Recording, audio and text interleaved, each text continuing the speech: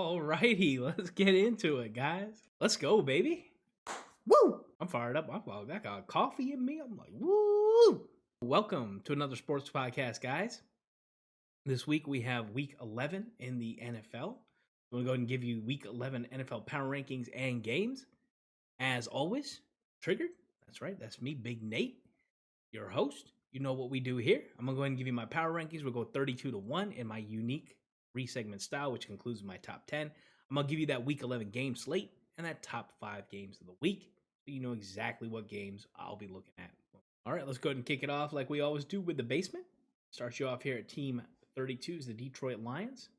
We have the Houston Texans at 31, the New York Jets at 30, Jacksonville Jaguars at 29, Atlanta Falcons at 28, Miami Dolphins at 27, the New York Giants at 26, the Washington Football Team at 25, the Carolina Panthers at 24, Eagles 23, Indianapolis Colts at 22, and the Seattle Seahawks have returned to the basement 21. As always, I'll go ahead and give you my article view, guys. My article where you can read every blurb on every single team is linked in the description below. Please don't hesitate to give that a click if you'd like and give that a read. So looking at this, like I said, the Seattle Seahawks have returned to the basement. They are at 3-6. They really need to start stringing some wins together. There's no doubt about that. At 3-6, if they don't start putting some wins together, they might quickly be out of the playoff picture. And for a guy like Russell Wilson and a team like the Seattle Seahawks in a very tough division, they're going to have to kick it into gear real quick. Another thing we always go over here in the basement is the NFC East. And I'm actually going to use the word temperature in the NFC East today because the NFC East has gotten lukewarm. The two basement NFC East teams that played this week won huge. The Washington Football Team, of course, beating the Super Bowl champion Tampa Bay Buccaneers, and the Philadelphia Eagles handling the Broncos. Now, Philly has 4 wins, and they sit behind Dallas's 7 wins, and I've seen stranger things. I don't believe that the Eagles are anywhere near the team that they were back on that Monday night when they got blown out by Dallas.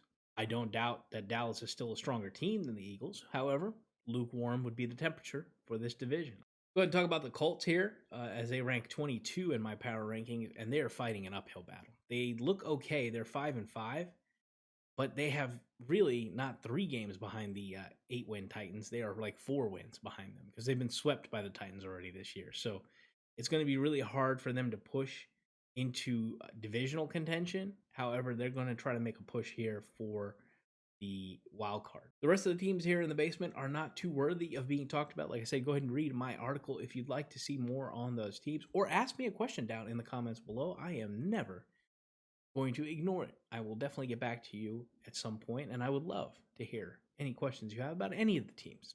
Let's go ahead and jump right over to the Fringe, teams 20-11. There we have the Denver Broncos at 20, the Chicago Bears at 19, the Pittsburgh Steelers at 18, the Las Vegas Raiders at 17, San Francisco 49ers at 16, the Minnesota Vikings at 15, the Browns at 14, the New Orleans Saints at 13, the Cincinnati Bengals at 12, and the Kansas City Chiefs have made their way back up to 11. Okay, we'll go ahead and start off with the Kansas City Chiefs, as they have now roared back to take the lead in their division, having 6 wins now on the year. They put up 500 total yards, with Patrick Mahomes tossing in 5 touchdown passes with 0 turnovers. Extremely impressive. As many know, his turnover numbers this year have been fairly high. So to see him score 5 touchdowns and not turn the ball over once is quite impressive. Now the AFC is going to have to be on notice, as the Chiefs now are playing much better football. They still have some defensive concerns, but in a conference that's not overly heavy at the top, Chiefs looking to make some moves. Now, the Broncos moved up a spot in their loss, losing to the Eagles. I do like the Denver Broncos from the sense that they are a 500 team, even though that's last in their division. That goes to show how powerful their division is. But they do have that one quality win against the Cowboys, and they have some good pieces on both offense and defense. It's going to be tough for the Broncos to make a push, but they sit there at 20. Quick mention here also on the Vikings. We want to give them a lot of respect and love here. I don't normally talk a whole ton about the Vikings. Was extremely impressed with, if we can look at my article view, it says right there, the 68.5% of the offense that came from 2 players, Dalvin Cook and Justin Jefferson. Justin Jefferson, an absolute monster. He can make any catch, and he is not easy to cover at all. Another thing I wanted to point out about the Vikings, Kendricks on defense, Eric Kendricks, their linebacker, he registered 7 solo tackles, 8 total, by the way. 1 sack, 1 tackle for loss, 1 pass defense, 1 quarterback hit, and an interception. By the way, that interception against Justin Herbert was an absolute lurk on a crossing route. Thing of beauty. That's something that a linebacker should not be able to do. Very impressed with Vikings. Now, the 49ers also, want to talk about them. When they run, they look extremely powerful. And I'm not talking just balanced when they're a heavy run team. So they only asked Jimmy Garoppolo to throw 19 balls this last weekend. And you're talking about less than 5 throws a quarter.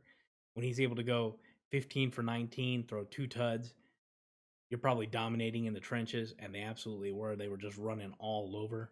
Now, what I really would love to see in an offense that's so run heavy is see a guy like Trey Lance grow as a passer, in which he'll be more viable in that offense, and he can add an extra layer to the running game too. And I am extremely excited to see him play eventually. I do know he's not quite ready, but we will have to wait and see. Also want to go ahead and mention the Raiders and Steelers, both teams that have fallen here in the rankings. I do want to mention that they both have defensive issues. You look at the Pittsburgh Steelers, they were giving up, 229 yards on the ground here to the Lions. It's completely unacceptable based on what I know about those two teams. I'm sure Mike Tomlin is going to be pretty ticked about that one. And same for the Raiders. I mean, they give up 516 yards. Their defense did to the Chiefs offense. I don't imagine that's going to sit well in the Vegas meeting rooms. All right. And those are my teams in the Fringe. Let's go ahead and jump over to my top 10 teams heading into week 11. At number 10, I've got the LA Chargers. The LA Chargers are a very interesting team. To me, they seem like they're about 1 year away from being legit Super Bowl contenders. They have these losses like the one they had against the Vikings here this last week, where it seems like they just don't have the experience or the gumption to kind of get over the hump. Now, with all that being said, they are not out of it by any stretch. They do play in a very tough division, but they're only 1 game out of it. All right, number 9, the New England Patriots. The Patriots came out initiating contact versus the Browns, something that I've not seen any NFL team do. They smashed the Browns right in the face, 184 yards, and an absolute dominant 45-7 win. They used tons of screen passes in this game to take away the aggressiveness of that Cleveland defense. I thought the game was extremely well coached by Bill Belichick. Number 8, Tampa Bay Buccaneers. Another team here with a defense that is a little suspect. You look at the Tampa Bay Buccaneers, I'm not overly concerned with the Bucs offense. Missing some key players. I believe Tom Brady, once he gets those guys back, their offense is going to be fine. What I'm very worried about with the Tampa Bay Buccaneers, though, is their defense, allowing Washington to go 11 for 19 on third down. They gained 23 first downs total, the Washington football team did. And that last drive they had over 10 minutes to close that game out, that's what really cemented that game. The Washington football team won 40-20 on time of possession. And when you stack the deck against Tom Brady, even the great Tom Brady is going to have a hard time coming back with that kind of deficit. Number 7, just like the Bucs, the Rams lost time of possession by 40-20 as well. And that was no small part because they got outrushed.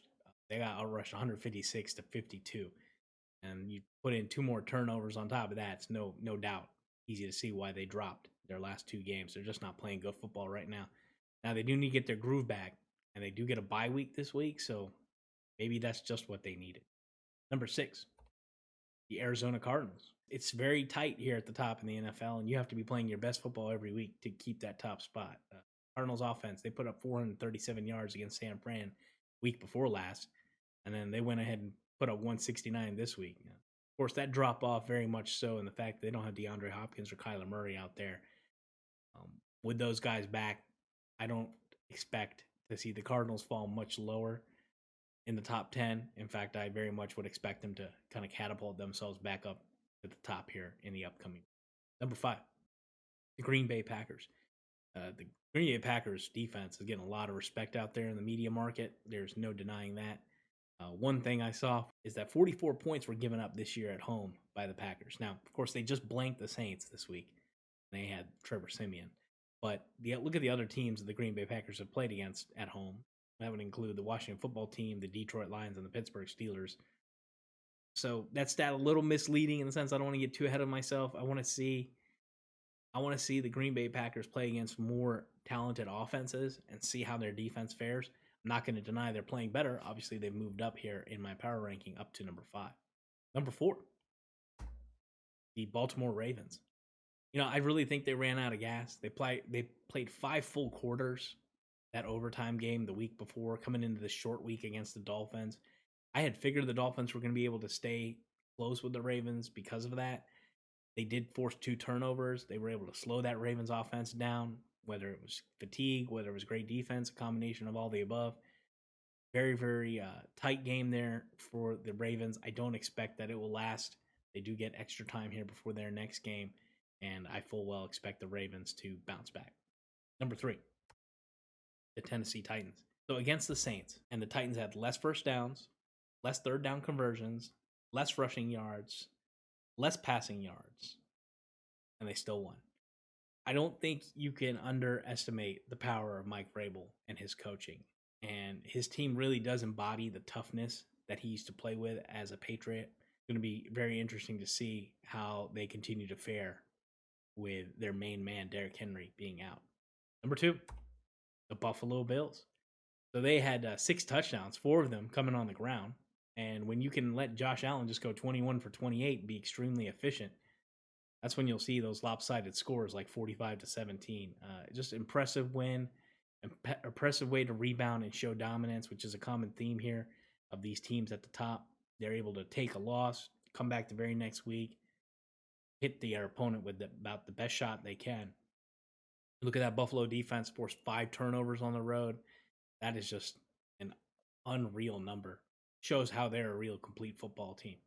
And the number 1 team heading into Week 11, the Dallas Cowboys. It was extremely close between the Dallas Cowboys and Buffalo Bills, which is kind of exciting. It reminds me of the old Super Bowl back in the 90s. But Dallas is sitting there with their stifling third down defense, allowing 1 conversion to the Falcons' 11 attempts. They did that a couple of weeks ago where they were able to shut down their opponent on third down. Of all the teams in the top 10 right now, I'd have to say the Dallas Cowboys, aside from that Denver Broncos game, which every team seems to have a little bit of a lapse here or there, or almost all of these teams, especially in the AFC, have one kind of ugly loss. I would not say that the loss against Denver is an ugly loss. Look at Denver, they're a 5-5 team, and they are a fairly talented team. They are definitely not a Super Bowl contender, in my opinion, but a team in which if you don't come bring it versus them, they're going to hit you. I think out of all the teams playing this last week, the Dallas Cowboys were the most impressive. They were able to beat their opponent by 40 points, and they're heading into their annual Thanksgiving week here, in which they play 3 games in pretty quick succession. All right, let's go ahead and jump right on into the game slate, where I go ahead and give you the Week 11 games. I'll kick you off on Thursday with that Thursday night game, New England at Atlanta. On Sunday, we have a very big slate of 1 p.m. games in which over half of the NFL is playing at 1 p.m.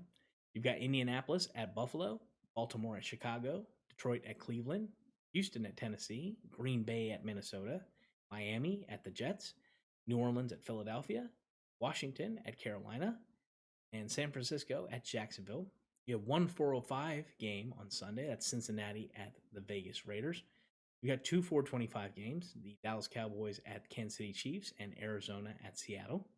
You've got that late night Sunday game, Pittsburgh and the Chargers, and then the Monday nighter, New York Giants at the Tampa Bay Buccaneers. Now, two teams are on bye week this week. Those would be the Denver Broncos and LA Rams. So I'll leave that up here just for an extra second, so you can go ahead and take a look at your favorite teams, where they're playing, and at what time. We'll go ahead and roll right into my top 5 games of the week. At number 5, the Washington football team playing the Carolina Panthers. So look at this one. I like it. In my power ranking, these teams are very, very close. The storyline, you've got the old ball coach for the Panthers, Ron Rivera, now coaching the Washington football team, heading back to his old stomping grounds.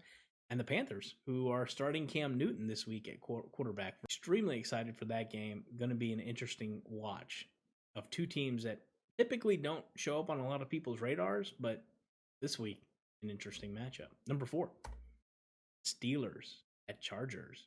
Look at this game here. You got two teams with 5 wins each. Steelers coming off of their tie and the Chargers coming off of their loss. Very, very big game they're shaping up for NBC on Sunday Night Football. All right, number 3. The Saints and Eagles. Here you have the Eagles, who have not won a home game yet, hosting the Saints, who have one more win than they do and sit higher on the NFC ranking than the Philadelphia Eagles do. This should shape up to be a very, very tight ball game, in my opinion. And I'm excited to know who comes out on top on that one.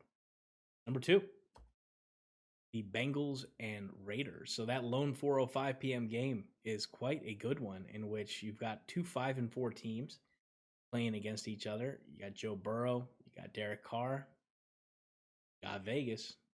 Can't ask for much more than that. Should be a great game. And the number 1 game of the week, them Dallas Cowboys versus the Kansas City Chiefs. Now, you talk about an old school matchup there, some old teams, storied franchises, 7 wins, 6 wins, respectively, between the two, a game in Arrowhead. That's going to be a good one, no doubt about it. All right, and that wraps up the top 5 games of the week. Guys, thank you so much for watching, as always. You guys are truly the best. A special shout out to all my family and friends, and you guys really making these videos so much more fun. You like, you subscribe, you comment. You guys are the bomb. I want to thank you all for watching. I hope you enjoyed those games. Next week is going to be a busy, busy week, but we're still coming at it with videos. Don't go anywhere, guys.